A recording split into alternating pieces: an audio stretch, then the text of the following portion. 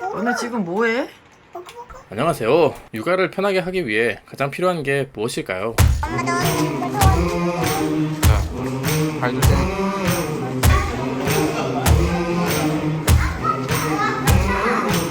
건강한 몸?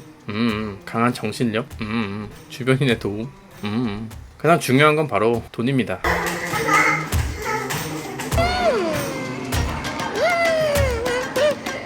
돈은 우리의 생활을 윤택하게 만들어줍니다. 돈으로 우리는 편안함을 살 수 있습니다. 육아는 템빨이라는 말이 있습니다. 이 말은 사실입니다. 육아에 정말 큰 도움을 주는 돈 지랄템들, 우리 생활에 도움을 주는 육아템 중 꼭 필요한 4가지를 여러분들께 알려드리도록 하겠습니다. 얘들아, 너네 방학 알아? 네. 우리 방학한 거 알아? 네. 아, 우리 방학하면 뭐 하기로 했지? 방학할?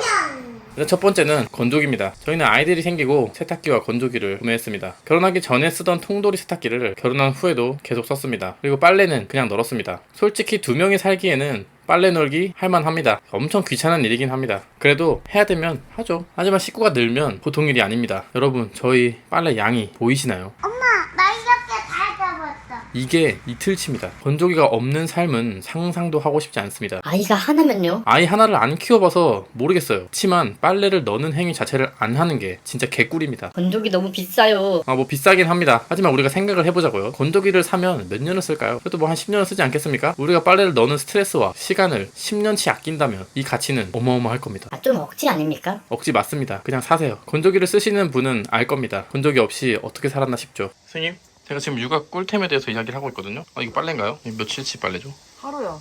네? 애들 것만?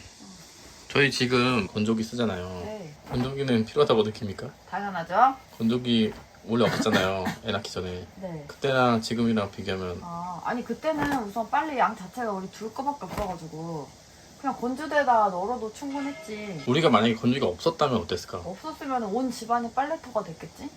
그렇지, 여기다 넣을 때도 이렇게 줄 없어. 이렇게 달고 건실도 이렇게 줄 달아서 이렇게 막 널었겠지? 꿉꿉했겠지? 그리고 넣는 시간도 상당했겠죠? 그쵸? 근데 제가 조금 궁금한 게 뭐냐면 저는 육아할 때 건조기가 진짜 필요하다고 생각하거든요.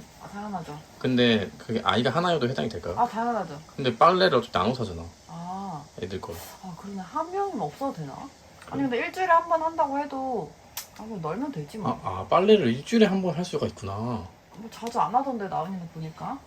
내가 생각해보니까 그 며칠- 생각을 못했어. 며칠에 한 번씩 하던데? 그러니까 아니- 일주일까지는 아니어도 한 뭐 3일에 한 번씩. 아니 우리는 세탁기 맨날 돌리잖아. 하루에도 몇 번씩 돌려. 어제도 4번 돌아갔어. 어제 4번 돌아갔다고? 그러니까 우리는 맨날 돌아가 있으니까 내가 그걸 잊고 있었어.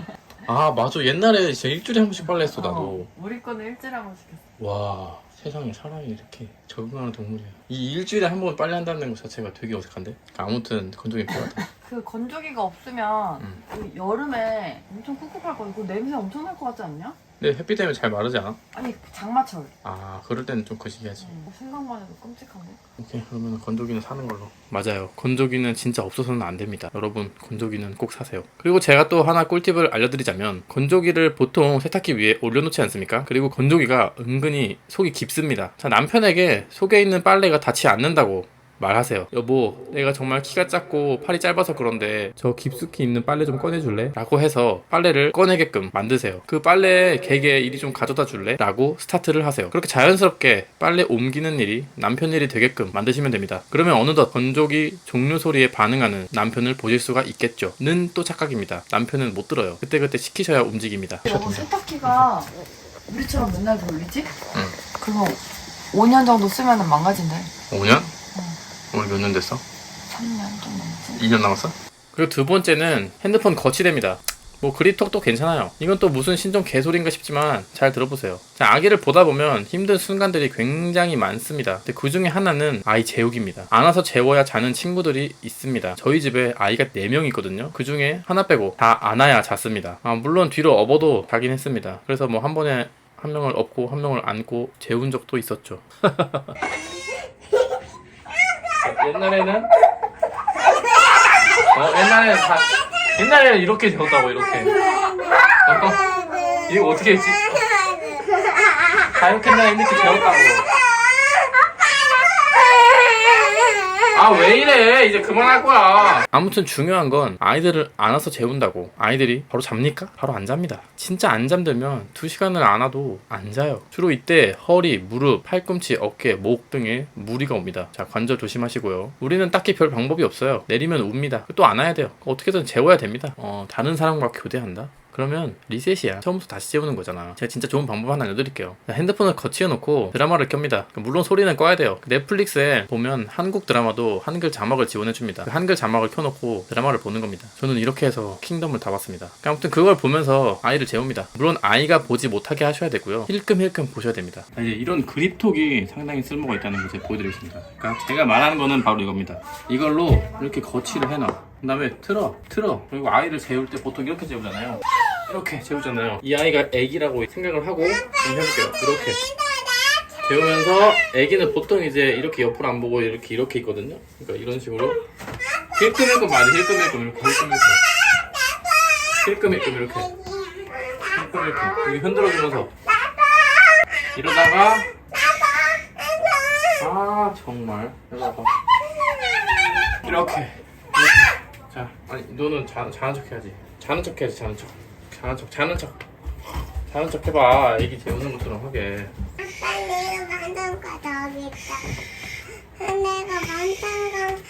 아 진짜 시간 잘 갑니다. 드라마를 보다 보면 아이가 어느 순간 자고 있습니다. 자, 명심하셔야 할 건 드라마에 너무 빠지시면 안 됩니다. 그리고 산후도우미나 아내 혹은 다른 가족들에게 들키시면 안 됩니다. 혼날 수 있습니다.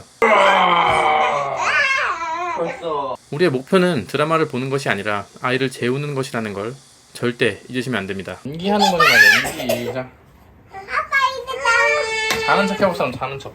그 세 번째는 성능 좋은 컴퓨터입니다. 우리가 육아를 시작하면 컴퓨터는 반드시 필요합니다. 제가 정말 안타깝다는 생각이 가끔 드는 게 컴퓨터가 게임기라고 인식하는 사람도 있습니다. 저는 절대 게임을 하기 위해 컴퓨터가 사라는 소리가 아닙니다.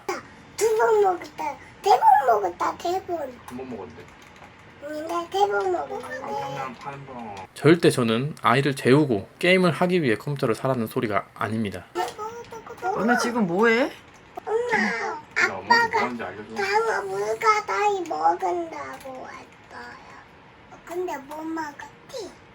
응. 육아에 조금이나마 보탬이 되기 위해 재택근무를 할 수도 있는 거고 뭐 밀린 업무를 할 수도 있는 거 아닙니까? 아니 근데 컴퓨터로 유튜브 보면서 놀던데요.